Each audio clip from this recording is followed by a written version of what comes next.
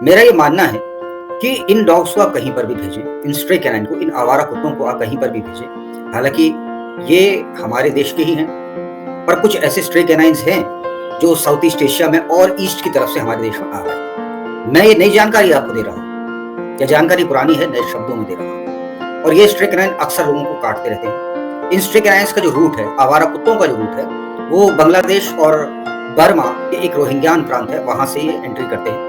और उसके बाद में ये जो आवारा कुत्ते, जो स्ट्रे कैनाइन हैं, ये लोगों को काटते हैं। कभी आसाम में, कभी मणिपुर में।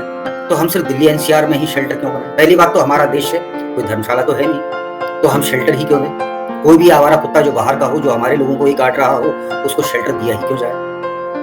और ऐसा नहीं है कि इन्होंने सिर्फ मिजोरम, मणिपुर और आसाम के लोगों को इन्होंने परेशान करा हो, इन्होंने उन्हें काटा हो, उनका जीना दूभर करा हो, इन्होंने और भी जगह के लोगों को का दूभर करा है जीना। जैसे दिल्ली में रेबीज के मामले बहुत बड़े हैं। जब डोनाल्ड ट्रंप भारत आ रहे थे, तब इन आवारा कुत्तों ने बहुत काटा था। इसके अलावा इन आवारा कुत्तों ने बंगाल की संदेश खली में लोगों को बहुत काटा है, दिल्ली में काटा है, जहां हमारा सुप्रीम कोर्ट है, वहां पर सुप्रीम कोर्ट के पास में काटा है। आप याद करिए, डोनाल्ड ट्रंप भारत आ रहे थे तो नॉर्थ ईस्ट दिल्ली में दंगे हुए थे।